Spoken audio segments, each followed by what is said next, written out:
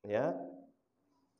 Kemudian faji'a bil gulam faqala lahul malik ay bunayya qad balagha min sihrika ma tubri'ul akmaha wal abrasa wa taf'alu faqala inni la ushfi ahadan innama yashfillahu ta'ala.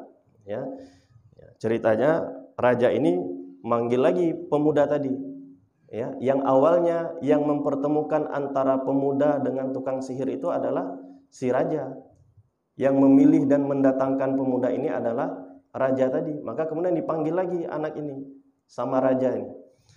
Apa kata raja? Wahai pemuda, engkau telah mengambil ilmu yang begitu banyak dari tukang sihir, sehingga engkau bisa mengobati banyak orang, termasuk engkau telah mengobati menteriku ini. Ya. Kemudian apa dijawab oleh pemuda tadi? Inilah asfi ahadan, aku enggak bisa mengobati seorang pun. Innama yashfillahu ta'ala, sesungguhnya yang menyembuhkan itu hanya Allah Subhanahu wa ta'ala.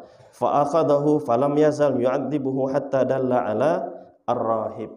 Ya, maka kemudian pemuda ini pun disiksa juga, hingga kemudian disiksa dengan siksa yang sangat pedih, ya. Dan terakhir pemuda ini pun menunjukkan kepada orang yang mengajarkannya tentang tauhid, orang yang mengajarkannya tentang siapa yang menyembuhkan, siapa yang patut disembah, yaitu Allah Subhanahu wa ta'ala. Akhirnya disebutkanlah yang mengajarkan itu adalah pendeta tadi. Hingga akhirnya, ya, ditangkaplah si pendeta itu oleh raja. Faji'a birrahib faqila lahu irji an dinika. Ya, ditangkap pendeta itu dan kemudian diperintahkan dia untuk meninggalkan agamanya. Ya. Fa aba fada'a bil minsyar fawudi'al minsyar fi mifraqi ra'sihi. Tapi enggak mau pendeta itu meninggalkan agamanya.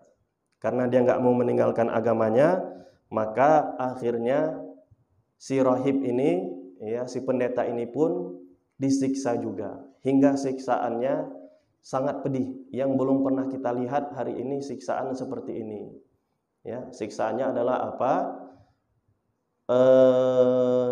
Digergaji tubuhnya, ya, dari atas kepalanya hingga terbelah dua. Ya, dan ini yang pernah disebutkan oleh Nabi Muhammad SAW ketika suatu hari Nabi Muhammad SAW sedang duduk-duduk di Ka'bah.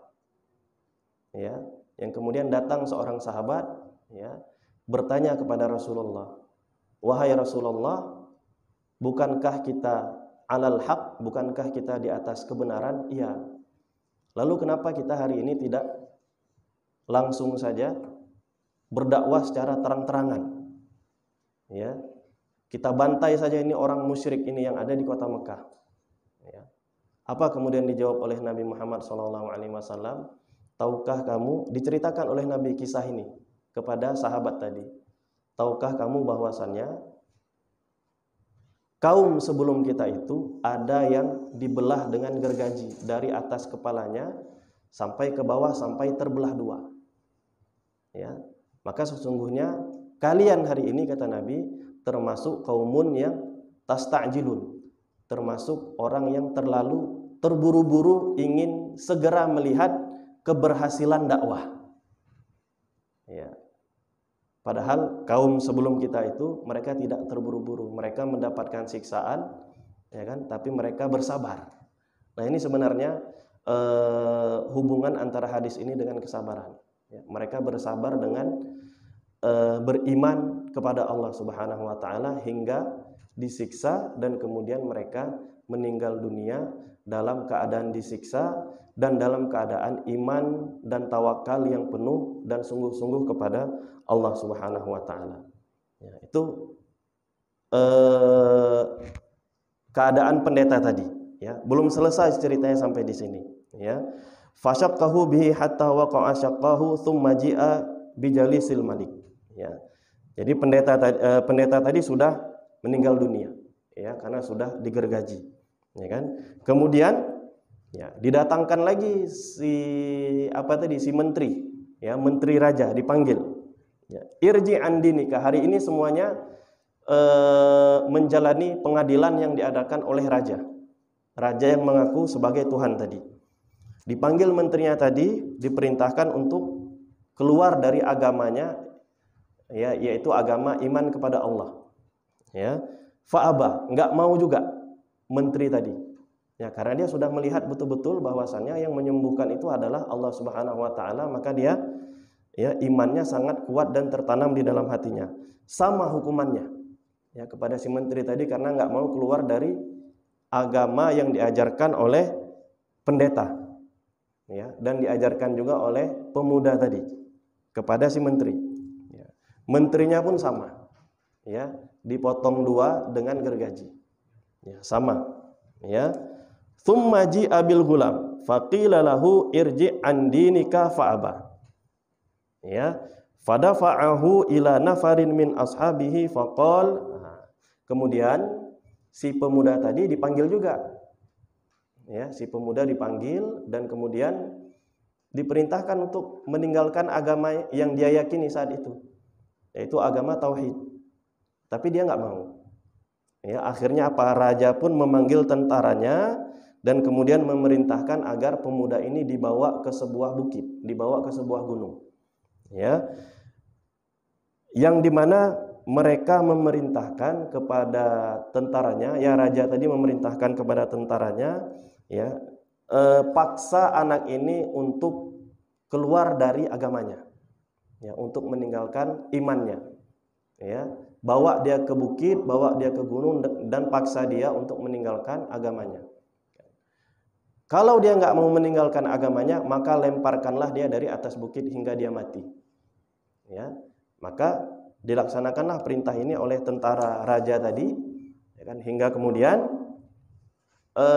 tiba-tiba yang terjadi malah sebaliknya. Ya,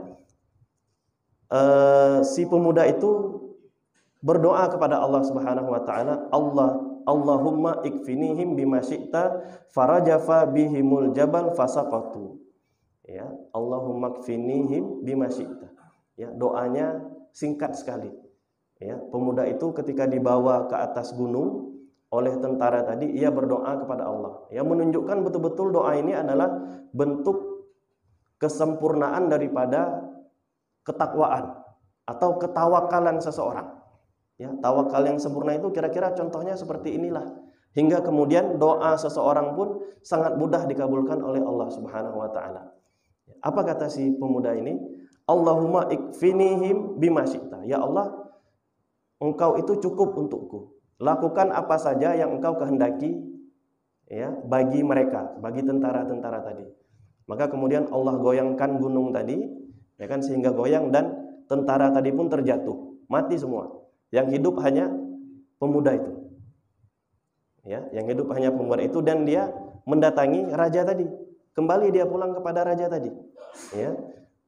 Maka raja tadi pun bertanya, apa yang terjadi dengan tentara-tentaraku, wahai pemuda? Ya, pemuda itu berkata, aku nggak punya apa-apa. Dia nggak punya senjata. Pemuda itu nggak punya teman. Pemuda itu nggak ada yang membelanya. Maka kemudian pemuda itu kembali menerangkan kepada raja itu, ya, sambil sebenarnya ini sebuah kalimat dakwah untuk raja itu. Kafani Allahu taala fadafa'ahu ila nafarin min ashabi. Ya, pemuda itu hanya berkata kafani Allahu taala. Ya. Bagiku Allah itu cukup. Itu kata pemuda itu. Bagiku Allah itu cukup. Ya, dengan segala kezaliman yang dilakukan oleh raja tadi, ya, pemuda itu hanya merasa cukup dengan, ya, ketawakalannya kepada Allah Subhanahu wa taala. Fadafa'ahu ila nafarin min ashabi faqala idhabu bihi fahmiluhu fi qarqarin wa tawassatu bihil bahr. Ya. Raja pun enggak puas. Dipanggilnya tentara yang kedua. Ya, disuruh bawa anak ini ke laut. Ya, dibawalah singkat cerita anak ini ke laut. Sampai ke tengah laut, ya kan? Kembali anak ini berdoa, ya, sama doanya seperti tadi, ya, Allahumma kfinihim bima syi'ta fankafa'at bihimus safinah faghariqu. Ya, Ya Allah, engkau cukup bagiku, maka lakukanlah apa yang engkau kehendaki untuk tentara-tentara ini. Ya, akhirnya singkat cerita, perahu pun atau kapal terbalik. Ya, dan anak ini bisa kembali pulang dan menemui raja. Wajah ayam si ilal malik. Ya, bahasa kita, anak ini pun kembali lagi ke raja dengan jalan dan santai. Ya, karena cukup baginya Allah Subhanahu wa taala. Faqala lahul malik ma fu'ila bi ashabika faqala kafanihimullahu taala. Ya. Ya, aku enggak melakukan apa-apa, kata anak tadi. Ya. Bagiku Allah itu sudah cukup. Ya. Faqala lil malik innaka lasta biqatili hatta taf'alu ma amiruka bihi. Ya. Wahai raja, ya kata anak tadi, engkau enggak akan bisa membunuhku. Ya, kata anak tadi. Ya, ini kalimat dakwah nih sebenarnya. Ya, salah satu keberanian di dalam berdakwah yang ditunjukkan oleh pemuda yang benar-benar yakin dan imannya betul-betul sempurna kepada Allah Subhanahu wa taala. Kata pemuda itu, engkau enggak akan bisa bunuh aku sampai aku mengajarkan kepadamu cara membunuhku. Jadi yang mengetahui cara untuk membunuh si pemuda ini siapa? Hanya pemuda itu yang tahu. Raja itu enggak tahu. Ya, raja kan sudah melakukan segala hal tapi enggak bisa membunuh anak ini. Qala ma huwa. Nah, raja pun akhirnya menyerah. Ya kan? Di sini sudah jatuh sebenarnya kedudukan raja itu. Nah, karena dia udah enggak tahu apa-apa. Ya, ketika raja sudah bertanya kepada anak ini, berarti yang selama ini dia mengaku Tuhan, ya kan? Nah, dia mengaku dirinya itu di atas orang lain, hari ini direndahkan kedudukannya oleh si gulam tadi, ya, si pemuda itu. Maka dijawablah oleh pemuda ini, tajma'un nas fi sa'idin wahidin wa taslibuni ala jid'in thumma khud sahman min kinanati thumma dha'is sahma fi kabidil qaus thumma qul bismillahi rabbil gulam thumma armini fa innaka idza fa'alta dzalika qataltani. Ya, wahai raja, jika engkau mau membunuhku, hal pertama yang harus engkau lakukan adalah apa? Kumpulkan dulu manusia. Kumpulkan dulu seluruh masyarakat. Kumpulkan seluruh rakyatmu di sebuah lapangan yang besar. Ya. Kalau engkau sudah mengumpulkan mereka, maka kemudian saliblah aku di atas sebuah batang pohon atau di atas sebuah kayu. Jika engkau sudah menyalibku dan mengikat aku di sana, kemudian ambillah sebuah panah dan tariklah dan isi dengan anak panah, kemudian tarik anak panah itu, kemudian sebut bismillahi rabbil gulam. Ya, sebutlah nama Allah untuk membunuhku. Ya, sebut nama Allah rabbil gulam, Tuhannya si pemuda tadi, Tuhan anak tadi. Maka dilakukan, singkat cerita. Ya, dilakukan, ya kan, oleh raja tadi di depan rakyat yang banyak. Nah, ketika kemudian raja tadi melakukan apa yang diajarkan kepadanya oleh si pemuda itu, ya, dipanahlah si pemuda itu hingga kemudian mengenai kepalanya dan dia meninggal dunia. Dan itu disaksikan oleh rakyat. Ya, raja itu pun, ya, ketika memanah menyebutkan bismillahi rabbil gulam, dengan nama Allah Tuhannya anak ini.